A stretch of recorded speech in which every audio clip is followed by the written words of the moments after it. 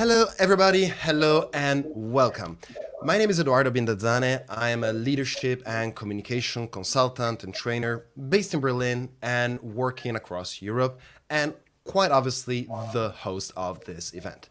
Thank you so much for being here with us. Thank you so much for sharing your time and time with us. And today we're talking about the future of work and the future of leadership. Most specifically, trying to figure out exactly what will be the major trends that we will be seeing in the future. Of course, this is a massive topic, and the exact changes that will be coming to your company are obviously depending on your company size, on your organization, on the company culture and the sector, and a number of variables we cannot specifically predict. That said, there are some major trends that we could be exploring, and that's exactly what I would like to be doing today.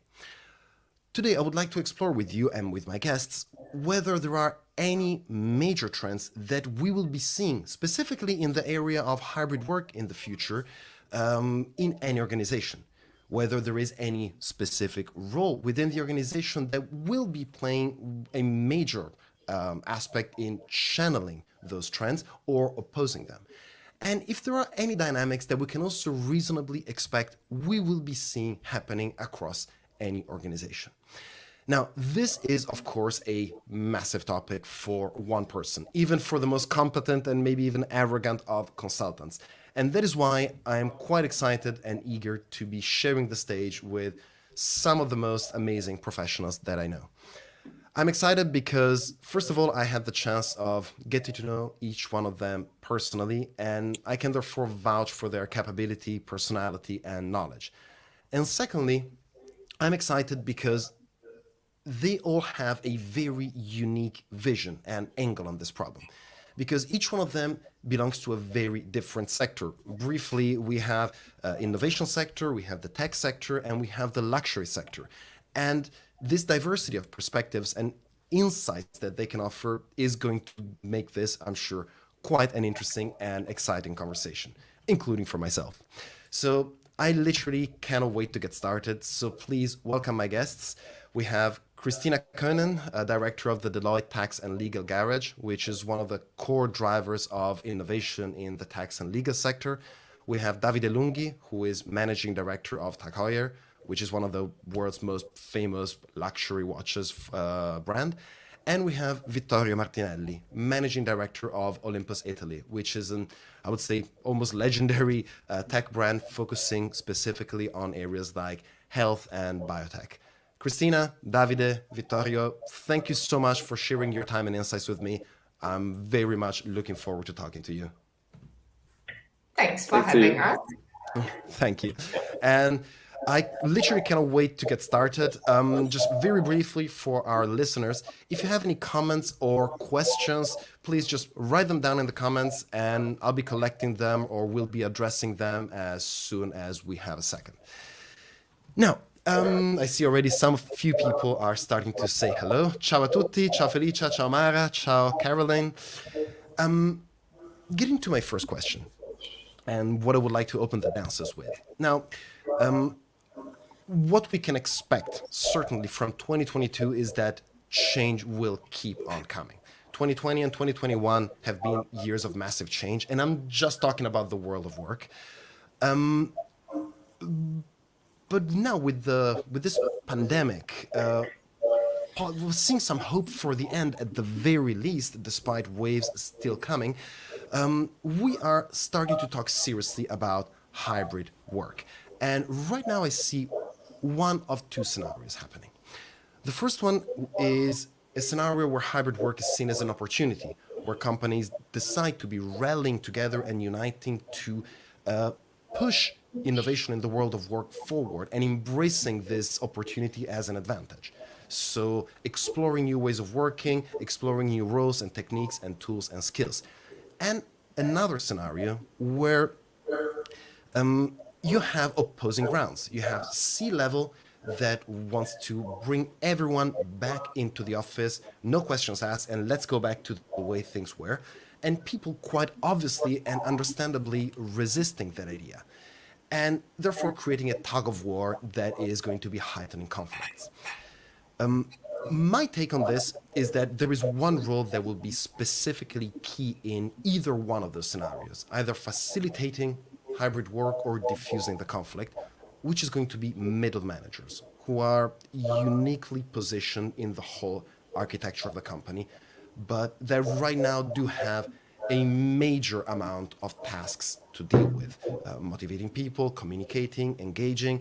So, coming to my first question, what would you think of this outline? Do you agree with the central role of mid managers? And if so, what would be their priority in acting?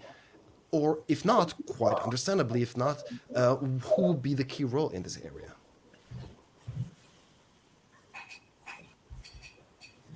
Anyone?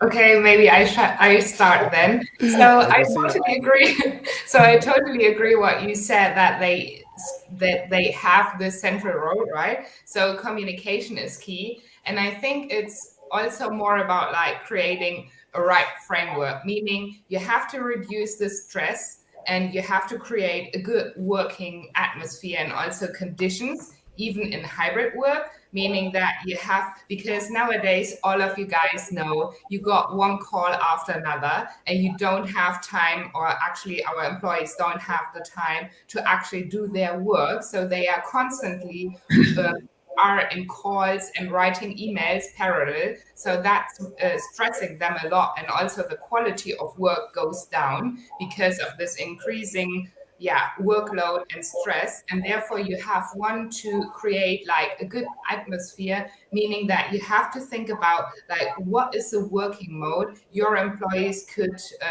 work the best. So for instance, in my team, I saw that they working lots of hours and also the quality went down because of all those calls. So I introduced silent working hours, where they actually got every day a schedule when they have actually silent work days and time slots. So therefore they are on do not disturb, they are not answering any calls, they are not reading any emails, so they are focusing on their work.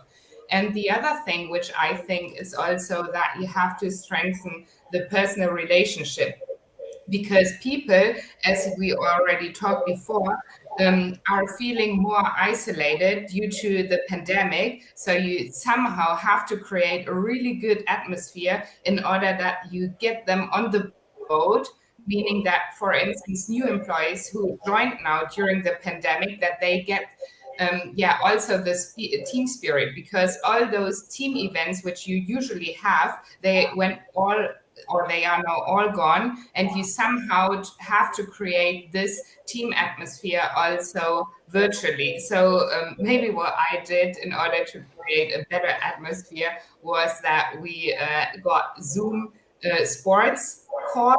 So I hired a personal trainer who did some sports with us once a week in order to get them more motivated, and also to I think it's also good if you're in better physical condition, then you're also happier. And also we got like a Zoom call where we have selected topics from each person. So they talked about their hobbies.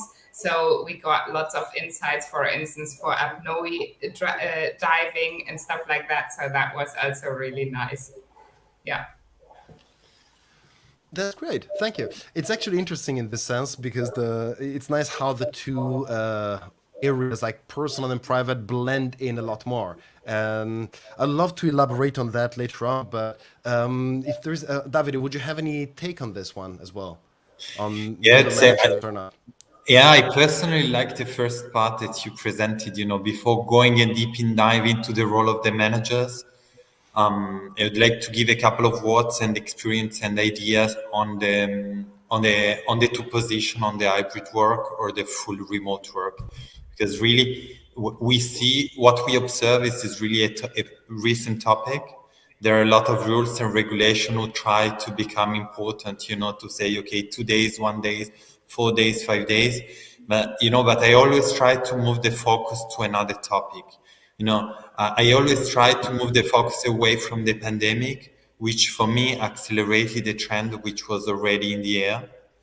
For me, the real focus is on the resources. The change that we are experiencing and the changes that we are ready to live even more in the future are relating on the respect of the resources. For me, is resources when I speak about time, when I speak about environment, when I speak about money. Time resources, because we see that with this actually hybrid work or for remote, we can use the time differently. We can reduce the time that we spend commuting. We can increase the time that we spend with our family or with our private life. We can increase the time that we spend doing social activities as well. For me, it's really an important topic that I want to bring forward, and this one of really of the upside of the evolution of, as you said, Eduardo, of the future work. Then there is a respect of the environment, because commuting, flying, taking plane every night, every week, because you have to be everywhere, is not really, I think, that the right trend if we want to protect our environment. And this is well a matter of allocation of resources, because you can really shift the use of money and resources to other activities which has a stronger value added for the future. So these are really the three angles that I really consider important. But of course, we need to be careful when it comes to downside of the topic, and I'm really aligned with Christina, is that 5 years ago we had the topic of the life work balance. Today for me we have the topic of the life all in all, because everything is a mix, everything is a hybrid, and it's really important that we try to integrate our work in our life and our life in our work without all being burned out in 2 years or in 6 months, because this is not really the purpose. And this is not really the purpose. And I will come back to the topic later, on what is happening, for instance, in the US, because people are going on the right or on the left, and then you have this great resignation, great quit of 1 out of 4 people leaving the business because they are really struggling on managing this balance. And what I think is quite important, even on the anthropological side, on the development of the cities, because we were all suffering in the past year on cities fully crowded. And really the fact that we can work partially remotely from everywhere, it really helps. Even the tier 2 cities and the smallest countries who were abandoned, to become lively and to decentralize even more, the power of the brain and the different activities is less relevant in Germany, because we are lucky to have actually a lot of decentralization. But when I lived in Paris years ago, everything is happening in Paris. When you're in London, everything is happening in London. When you are in other countries, it's the same case. And this is really helping even the countryside to become lively, to become much more populated with younger people, which can really bring innovation all around the country, not only in the overcrowded, stressful major cities. Definitely, and it's interesting the chain of thought that you have followed, starting from these two scenarios, because you've shown how even if we're just talking about work, organization, rules in a theoretical way, now it's getting a lot more connected with our life, with the planet, with the. If we manage to make this shift in the world of work, then all of that will cascade out, and it will have effects on several areas that. Probably a talk like yours 5 years ago would have sounded utopic or imaginative of a better future, but not realistic. Now it's not just not utopic, it's actually actual, and we're seeing it happening right now. So definitely, indeed, this is the topic of how we shape the world, and the way we shape society in a way depends a lot more on how work or life is managed on a small scale level. Makes a lot of sense. Thank you. I see a lot of questions starting to come up. I'll keep on working on this. Excuse me. There is one thing, Vittorio, I don't know if you had any input on this one, because I'm starting to connect several questions Yeah, I together. can imagine. So a lot of thought. Sincerely, Davide and Cristina has highlighted very important topics. From our point of view, we have tried to work on the middle manager, trying to transform them on people who want to manage smart working activity on smart people. So we have transformed more or less our headquarters, and now we are able to work everywhere, as David and maybe Cristina is mentioning. We have tried to build up some bottom-up rules just to give them new tools to create a completely different activity. And I have to be honest, my colleagues have already underlined several topics, but in these 2 years, we've had a lot. So also at C-level, we try to push people on smart working, trying to take all the best, and then they were transformed, as Cristina were mentioning, in someone that maybe were doing several things and nothing. So again, we are giving people trust, power, giving new tools. We are investing a lot on some aspects, for example, the office. Now for us in Olympus, office is a place when you have to go there and have fun, connect, have smart activities, not to work. You don't have to come to the office to run business. And also the points that David has highlighted, for us also it has been very important. Now we are trying to put our middle manager on board, giving them KPIs on SG&A, global goals. So we choose 5 of them: no poverty, zero disease, better healthcare. So we are trying to work on them, measure, just to give a follow-up also, because even though then the risk is to get these people, as you underline, confused, and then you have a barrier internal in the company. So this is the other things that maybe after a lot of experimentation and activity we learn. So we try, we learn, we come back, we try, we learn. I think these 2 years were, for me, full of fun, because you work in a different flexible schedule. So this is my opinion. Interesting and well put. And it's nice what you say. Caught a couple of things, especially what you said about you redid the offices. Like you physically changed their appearance, you meant.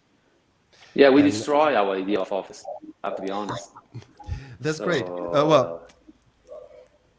It's not the first instance I hear of this. I know of companies here in Berlin that also have completely overhauled their offices because they're trying to embrace this. And this is a major action.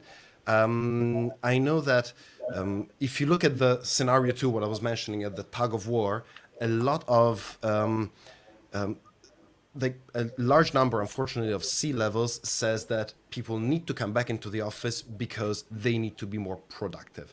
However, people that actually do the work, they say, we want to come back to the office, but for other reasons. For example, to collaborate. So a lot of companies that I know have embraced this and literally physically changed the office to make it a place to collaborate. To work, you can stay at home. And well, my brains right now, my neurons are firing in all directions and trying to follow the most interesting piece of discussion. I do want to go back to this, let's say, to the worldview and world vision and the impact that this will have. But I want to take it really down beforehand on one other aspect. Going back to the person and to the role of mid-managers, because I think all 3 of you in different ways did mention this idea of making it personal, making it more connected for people. And one of the struggles, being someone who has grown up professionally in the very beginning in an older world, in a way, this idea of investing so much as a manager in the personal aspect rather than sticking to the world aspect is not something that did come immediate to myself, and I let alone people that may be even older than me and have had an older upbringing professionally. So I think we can all agree that a personal connection and a more stable, real, transparent one is a necessity. Given what we discussed about time, though, is it really possible to balance the professional part and balancing the personal aspect? And how do you balance the two in a way that is not, you're not too distant as a manager and you don't become too much of a friend in order to be a manager as well? Does it make sense? I think maybe I start. So I think that you have to respect people. So meaning that you have to get to know the people and knowing whether they want to share personal private stuff with you or not, and that you keep them the distance if not so. But I think it always is a more enjoying thing if you work with friends or so-called friends, because you are sharing so much and spending so much time with your colleagues. And it's really, really nice if you're doing stuff together. So I think also the team bonding is much bigger, and the teams are also, or the employees are not resigning as fast as in usual teams where you don't have the connection. Because from my point of view, it's like I can reach out a laptop to anyone and he does the work. But as you said, we want to collaborate together, and actually want to work with people who have interesting impulses for myself also. So therefore, I think it's a necessity that you have to connect with them and getting to know them better. I couldn't agree more. I think there were a couple of circumstances even at the beginning of this story 2 years ago. You know, we all remember the people who were working at home with kids crying and screaming on the chair, you know, because there were no alternatives. And this made, fortunately, you know, our work relationship much more human, and they made us much more vulnerable, you know. We went all out from these superheroes, Superwoman, Ladies Power, Man King Kong, which were, you know, like the stereotype of the past. If you want to be a boss, you need to be strong. You know, you need to be powerful. You need to be hard.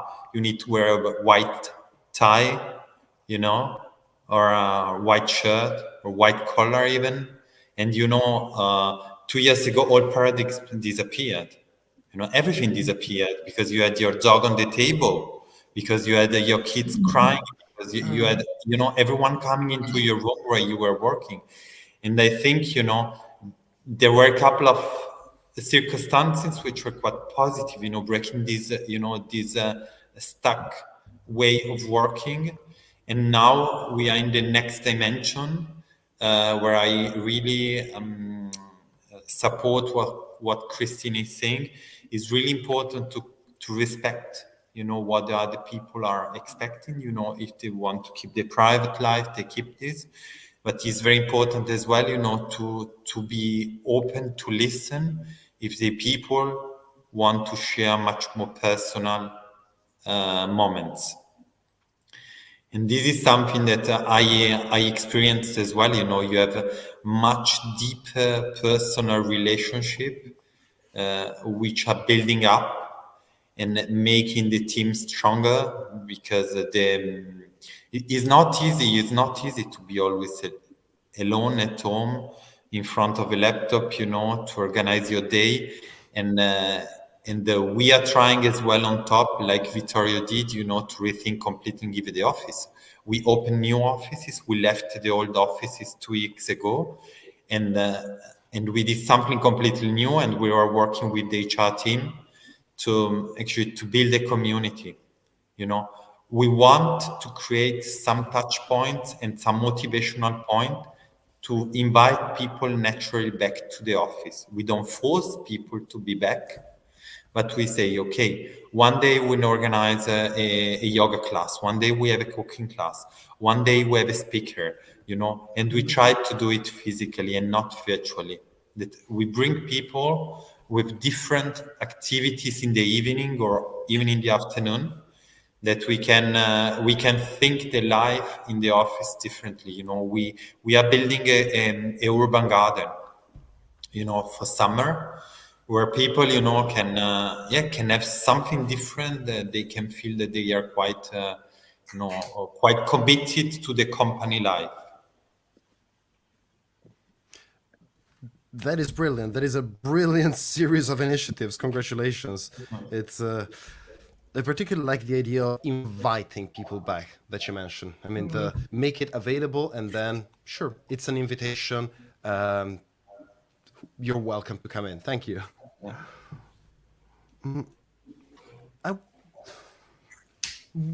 I wanted to follow up on one of the things that you mentioned right now, Davide, because you touched a point that is really interesting for me.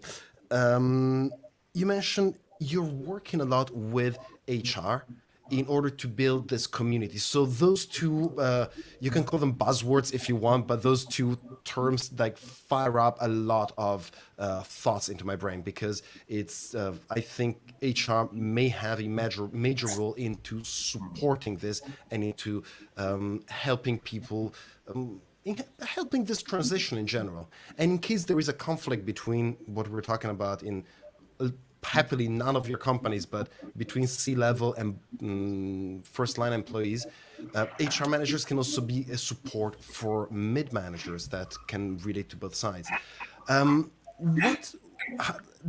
Beyond this, or more specifically into this, where do you see the role of HR or L&D, learning and development, in this area? I have some thoughts about it, but I would love to hear someone literally in the field.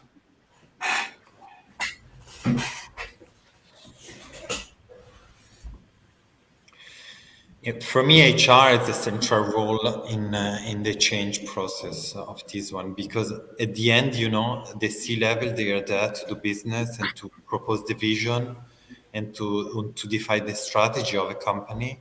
The middle managers are a key role, and we will come back probably later on, because they are the ones which make the bridge between the C-level and the operational teams.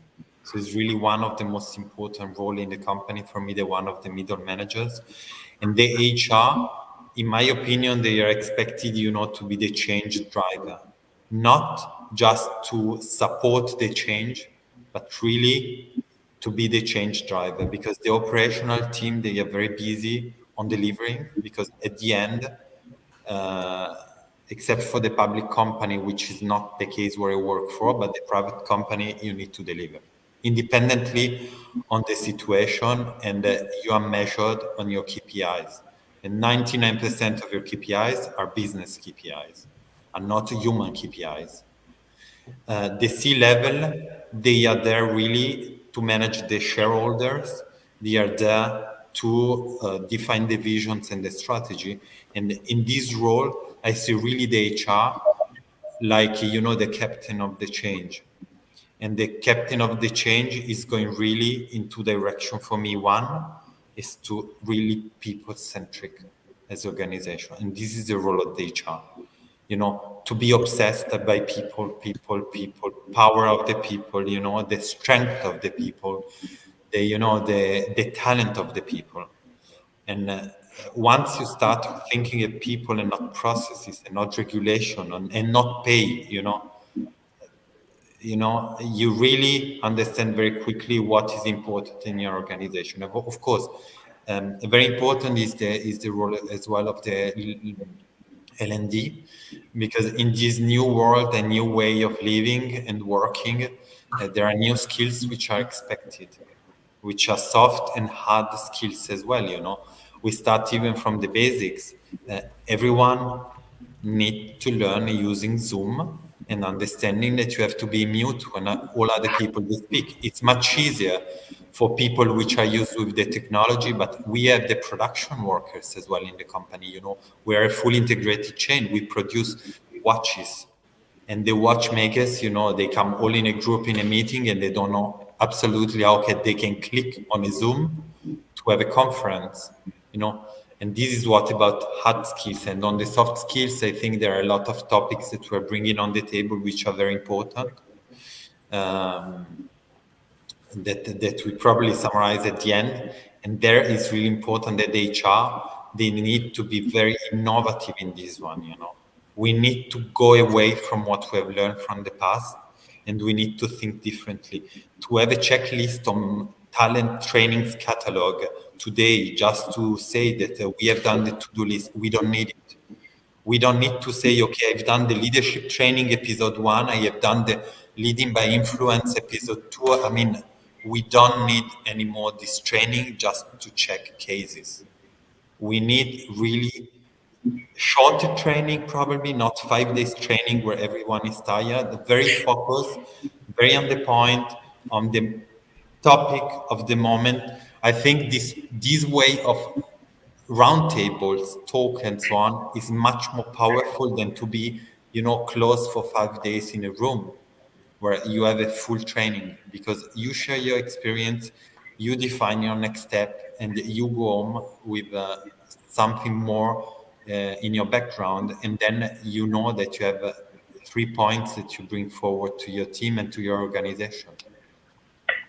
I totally agree up onto those points which you said. Like, I think also that HR and learning and development should drive and train more on best practices. And as you said, like, humans are our assets. And I also think that they have to think about the format, as you mentioned, because I mean, everyone is used to containing snackable content on LinkedIn, on Instagram, and wherever. But in usual working life, you are expected to read like tons of papers and listening to 40-hour trainings. And I think those kind of formats are like not up to date anymore, because like now in hybrid work, it's even worse sitting there listening 40 hours to a training, rather getting those snackable content in 5 to 10 minutes videos on the point what we need. Like, from my point of view, I don't have the time to make a learning 40 hours, and my employees also don't have the time. So therefore, I would love to get like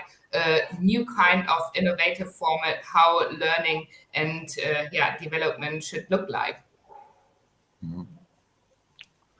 On the HR side, if I can share also another lesson we learned in these 2 years was related especially in one mistake that maybe in big corporation we are used to jump in. So trying to make all these new feature or competencies that maybe Davide was empowering by in our source, inside source. So this is another error. I think we were not used to manage this type of activities, and now the idea is to from outside. So we are trying to empower our HR with some change agents that maybe works in market that are more faster than us, because I can talk and share our experience in the healthcare. Healthcare is a strong market in terms of R&D, but we were not so fast in terms of technology, vision, empowering people. We were, before this pandemic, we were used to have the big offices close. People run meeting all physically. Well, David already mentioned this, but maybe some company were above us.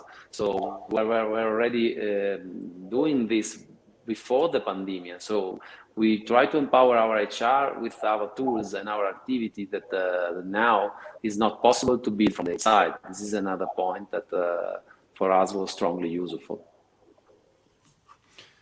Brilliant. Thank you so much. And what I'm hearing from all of you is there is been a lot of, not sure how the amount of testing that there was, but for sure there is a brilliant awareness in terms of when it comes to skills and when it comes to skill building in not only what needs to be built, what the role is, but also how it needs to be done. So I, as you were talking, I pulled out a statistic that I had found on LinkedIn that basically on average 51% of learning and development professionals are not working with managers to drive learning, engagement, and skill building. And that is major. Now, if you probably look at the statistic 3 years ago, the number must have been 80% or so. So there is a major increase. But to get to the points that you're making in terms of providing skills, hard and soft, providing new ways of training, new ways of development, there is still a lot to be done. And also when it comes to the engagement of middle managers, because we keep on referring back to them, their ability, even their ability to learn is something that needs to be pushed up. And the changes that are appearing are quite remarkable and disrupting, I would say. I can share briefly my personal experience being on the other side as a trainer, used to, I don't remember who was saying this, working in rooms with a bunch of people all in close contact, and now shifting to hybrid. It is not possible, first of all, to make it longer than 3 hours, including breaks, because it's not the case. And on top of this, there is a lot more other new instruments you need to take into account. So, for example, my colored lights are meant to capture more attention, because while you're on the screen, contrast helps you focus on one thing. So therefore, it helps me in trainings. Then you have Miro, you have Mentimeter, you have other possibility to cooperate and engage the crowd. But it's a whole different type of discussion. And I think it's a major step forward that people are realizing this and realizing, the need of people learning, the need of people developing new skills for all the reasons we said before, and they're giving the possibility of doing so. So my take is that all of this supporting, I don't remember who said it, it wasn't a supporting role that HR and L&D would have, but it's also yet another major role in pushing the development of hybrid work, because if skills and people are not developed in that sense and don't accept that they want to stay, and it's not a welcoming environment anymore, then we do all have a major problem. And I'm not just talking about organizations, I'm talking about people in general. So wholeheartedly agree with your points. And yeah, when it comes to skills, I could be speaking forever, but that's just my professional deformation. I want to ask you one last question, so very practical and very to the point, and then I would like to open the discussion to everyone listening for questions. So feel free to start writing should you have any. For any, let's say, HR manager or actually even middle manager that might be listening right now, or any other C-level that is interested in the discussion, if you could think of 3 initiatives or 3 actions, extremely concrete ones that managers could take to push this agenda forward, and specifically that they could be all under their control. So not asking for permission, not asking for budget, or having minimal budget invested. Where do you think the most value would come, or from what actions that value would come? If I can start, I will suggest to collect data, listen. I think in this new world, especially in big corporation, if you don't listen up to your employee or your colleagues, then you will move from a direction that could be not the right one. So my first advice, or from our experience, was to collect as data as we can related on which are the headaches of our colleagues, where are the most important problems. Because then we follow up on an action plan beside the vision that is related on that. David had mentioned try to start to work on Zoom.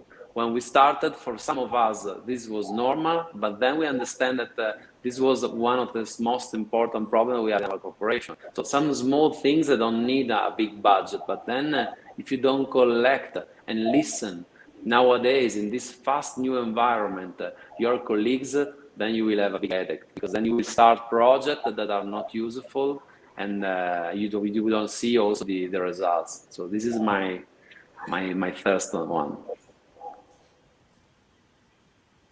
I'll come back to that, but thank you.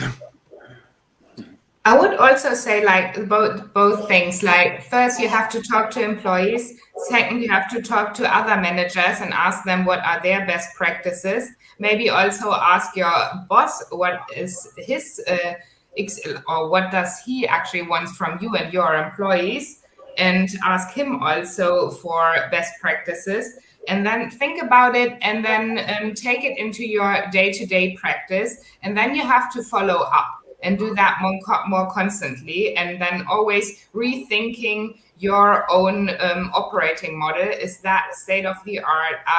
Employees, and is your boss also satisfied with the results? And then think it all more over again. Thank you. Yeah, you have one which is more behavior and two which are concrete action. So the first one, I really recommend to all managers to be courageous, to have courage and to go out from the predefined path. I think it's really important in this unstable time, really to have the courage to break the rules and to listen to yourself. Then the other two are two concrete actions that you would recommend. The first one is to leave 10 minutes at the end of the meeting free, where people, can express themselves. They don't have to, but that you don't pack every meeting for 45 minutes, 30 minutes, 1 hour. Where people, they can breathe and they can say something that it was unexpected or not planned in the agenda. And these you do really in the weekly meeting. I would propose as well to have a weekly meeting, a weekly touch point with the team to kick off the week, but to leave 10, 15 minutes at the end. Something that we implemented as well in this direction is really to have only short meeting, max 30 minutes. Be relevant, be relevant, be relevant. Stop the 1 hour, 2 hour, 3 hours meeting, max 30 minutes. And you need to be to the point in 30 minutes, everyone. And then a monthly activity with a team, which is for me very important, really to balance this tough workload, which is increasing and increasing. It can be virtual as well. It can be together. I recommend it to do it together if it's feasible. It can be a dinner, it can be a concert. It can be a walk together. It can be just a walk, to fresh. We realize how important it is to have fresh air now, because we are closed the whole day in our apartments or homes, and how important to walk. Not necessarily to go jogging and to make posts, but to walk. These are really the three that I would recommend. Some we tested, they are really working. Thank you. It's interesting how being on the other side, on the receiving end of this, it's interesting how all the points do connect. Because Davide, your first point would be, you said have more courage. And for me, it connects directly to what both Christina and Vittorio said. So the courage to be more open to listening, which is a major challenge for a lot of people in a, let's say, even a slightly traditional area of work. And as well to talk to their employees and teams. So having the courage maybe to be more vulnerable, to have the courage to connect, to interact at a personal level, despite whatever the structure on your strategy or the tools you used might be, but and connecting again to what we said before, keep this personal connection alive. And as you were talking and listening, it reminded me one of the things that I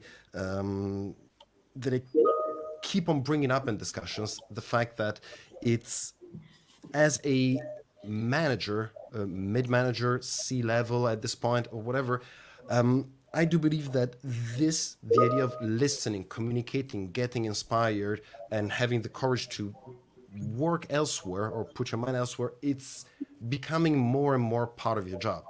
I don't want to sound prescriptive in this sense, but it is something that I'm witnessing more and more, reading, talking to people, and looking at how technology can help us manage numbers a lot more.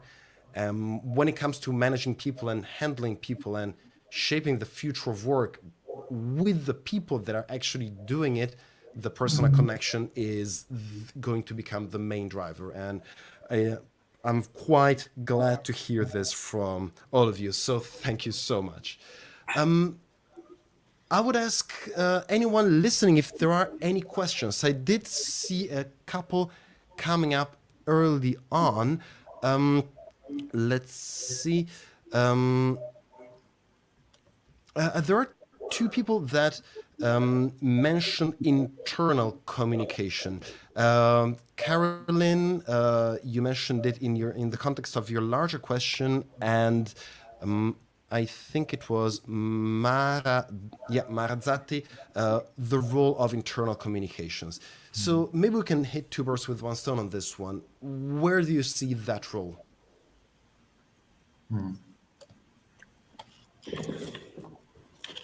I mean, for me, it really depends on the organization, It depends. If you have an internal communication, I mean, everyone should communicate and should relay the communication.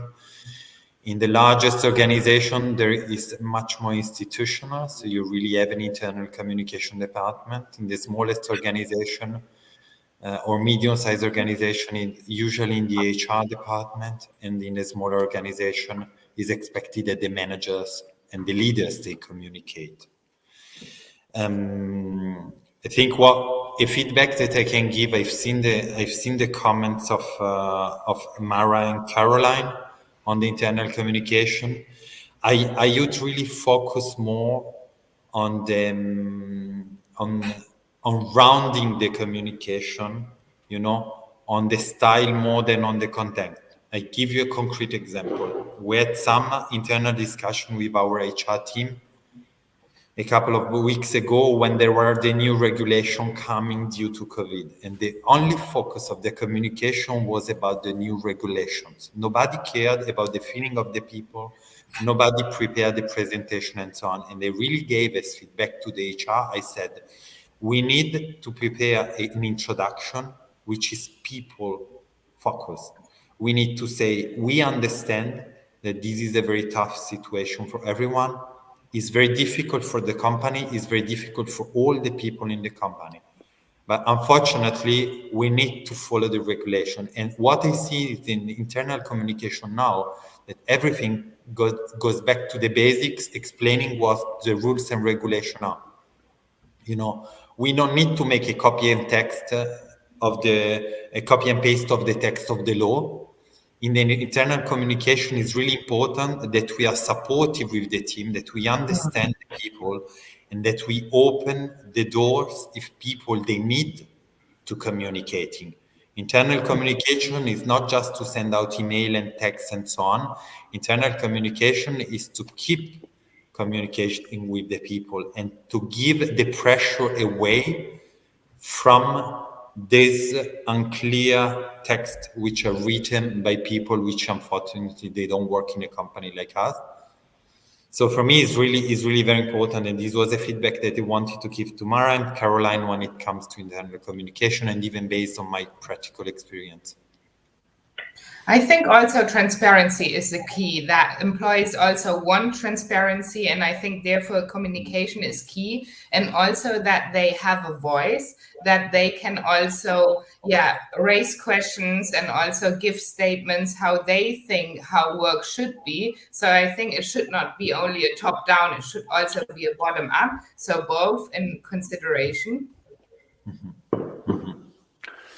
If I can add something on that, again, this is the big corporation side, an example, but we have completely redesigned the internal communication. And the reason is why. So nowadays, a normal employee has Teams, WhatsApp, email, Yammer. So we passed from email that was already not written by no one, from tons of activity. So you are in your desk, Cristina mentioned before, you are there as a normal employee, and every device is popping up, everyone wants to talk to you internally. So from our point of view, we hire an internal social media agency that recreate completely the pathway of the internal communication. It has to be, as Davide and Cristina mentioned, more human, more clear, more fancy, and easy to read.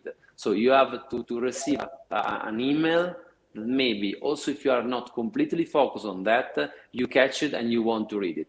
So it's a different and completely hard job, because at the end, if you want to push in all the communication, okay, done, flag, but then no one reads about that. And as David was mentioning, some of them are also very critical. If you work in a corporation or managing a corporation, that's to read and re-empower also the office in a smart way, but safely. You need to follow certain rules. Maybe you have an app, you have to register, you have to inform when you will go or not. But if you don't read, this is a problem.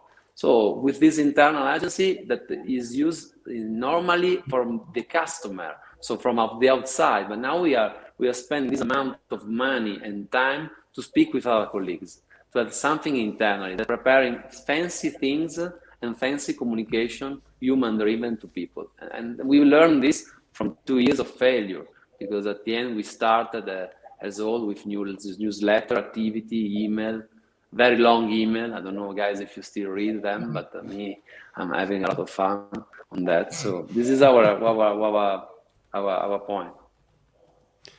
Does make sense, because also we've been talking about communication right now. We've been looking at the tools, Vittorio, as you mentioned, like the overabundance of channels and having to juggle all of them and making it easier and more adapted for hybrid work.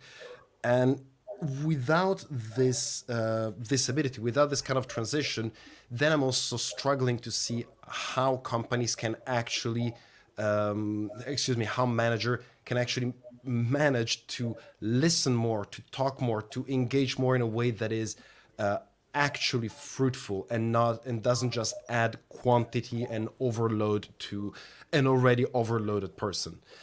I think this is also which someone asked in the chat, like, what are the challenges hybrid working brings?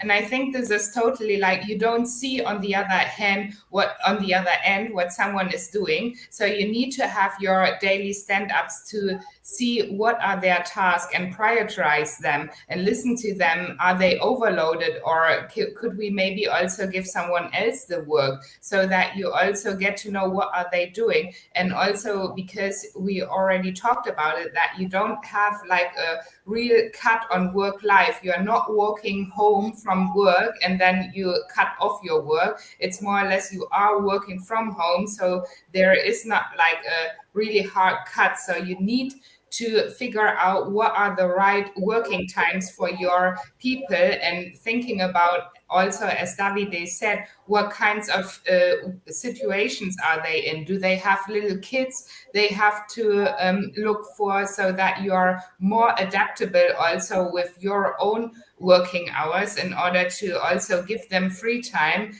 doing their stuff and reduce their stress level? Makes sense. Thank you, Christina. I'm going to take one last question. I saw this one, which was fairly large and open to everyone. I cannot see who asked because it just says LinkedIn user on my profile.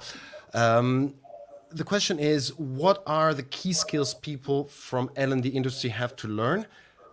And I would take L&D, but in general, I would say skills that organizations need. Let's not just focus it on L&D. Plus how to cope with continuous drastic change going on in this hybrid model. My brief take on this is that learning how to deal with change and deal with uncertainty without getting into it, being able to improvise and change and re-strategize quickly is one of the priorities for me, because it's I believe the companies need to become more creative and be able to do it faster. And following that, the ability, specifically to L&D, more ability to teach and to pass on skills in a way that is more adapted to learners right now.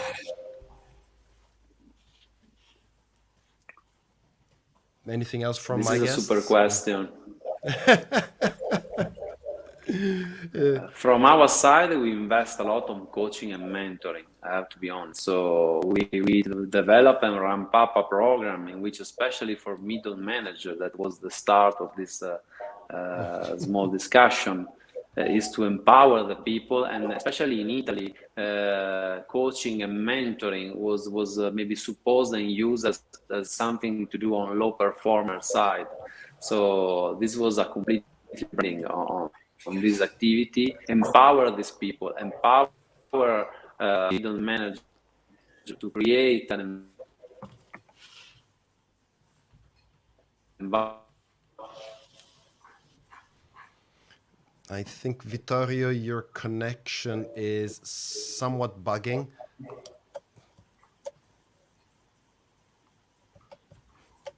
It's okay. I think Vittorio, we have lost the connection with him while answering the question.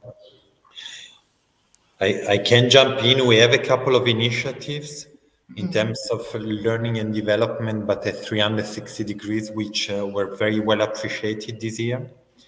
So we have a program on untold stories, where people, they tell their stories on topics that normally are not shared with a public of 500, 1,000 people. It's a virtual one. The last one was on the resilience. Of course, when it comes to resilience, people tell very, very, very personal and hard stories. One was how it was a talk for ladies, So where we only had ladies as talk as speakers, and it was about how the birth of a kid or how a family boosts the career, how a family supported became a career booster, and where people really, they tell the personal experience and so on. These are very well appreciated as experiences. And then we have a very young CEO, is 26 years old, and he organized town hall each quarter for 1 hour, speaking to the whole company about strategy and vision and a really, really, really strong and impactful idea.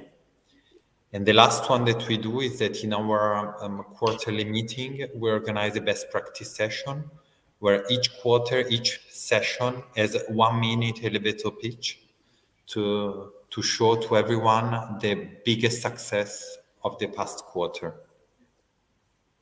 So that, even with few tools, moderated even by the managers and by the HR, not necessarily, by a very well organized HR program. These are very powerful tools where people learn a lot. Brilliant. Thank you, Davide. Thank you for sharing. Vittorio, I think you got kicked out briefly by your connection. I'm in the mountains, so this is the new world. I don't know if I catch what we are running, but we are running a strong mentorship and coaching program overall on the middle manager. And listen to Davide, I was astonished about the example on the diversity and how family boost the career, or maybe how all these topics that now in this new world are getting actual and actual. And I think also on this side, in Olympus, we run several activity on empowering the how can I say, the more personal aspect of our lives, and now it became part of everyday program. And maybe only 2 years ago was not normal to see the global HR closing a call with the board saying, sorry, my son is coming back home, I have to open the door. So I think all of these aspects now are getting more humanized in the corporation, and we have to invest on that, because this will be the fuel for our future. Yeah. Sorry, Davide, I saw you were about to say something. No, I was laughing because I think that we need, the topic is amazing and all these topics are incredible, but we really need to be careful with the HR, because we had a great HR in a company in the past 3 years. Our VP HR, she really went in the conquest of all these topics, be human, lead for good and so on. But she became so exhausted fighting against the C-levels that she left the company. She left the company this month. So I think really everything is great. We really trust and we need to support the HR, but unfortunately there are cases where they feel really so lonely in this conquest that then they leave, and we don't want this kind of people to leave a company. We need this kind of people driving the change. Yeah. Indeed. And I think this ties beautifully with actually one of the latest comments that I saw from Mara, saying that if we want to be future-oriented companies, we need to invest money in that. And I think that it does come down to this. It is, however, refreshing for me to hear from people in C-level position who I'm talking to at this very moment, this perspective and this will. So I think that the more we keep on talking about it, the more we keep on sharing experiences like this one, and the more we understand that it's not really a competition between who gets what slice, but we're really trying to put the person at the center of a company, and for me also as the final destination of whatever the company produces, that as soon as that perspective manages to pass, then we really have a hope of going forward. For now, the best thing we can do is exactly this, is keep on talking about it, keep sharing experience, keep cross-pollinating across sectors, across ages, across countries, because I think we're located in Germany and Italy right now at random. So I think this has been a wonderful discussion. It's been amazing to hear your insights. It's been amazing to hear you riff off each other. And I do thank you from the bottom of my heart for being here today, for sharing your time and insights with us and with everyone else. And thank you so much for everyone. Thank you so much to everyone who decided to attend and share their time, a very precious resource, with us today. It was a pleasure. Yes. Thank you. Thank you so much. I wish you all a good rest of the day and a good holiday, in your case, Vittorio. Thank you so much. And I wish you all the best. And for the rest, we will be sharing this as a recording on LinkedIn. And all I have to say is thank you, everyone, and have a great rest of the day. Goodbye. Bye. Thank you. Ciao Davide, ciao Cristina, ciao Eduardo. Nice Ciao. Bye. Bye. Ciao, everyone. ciao.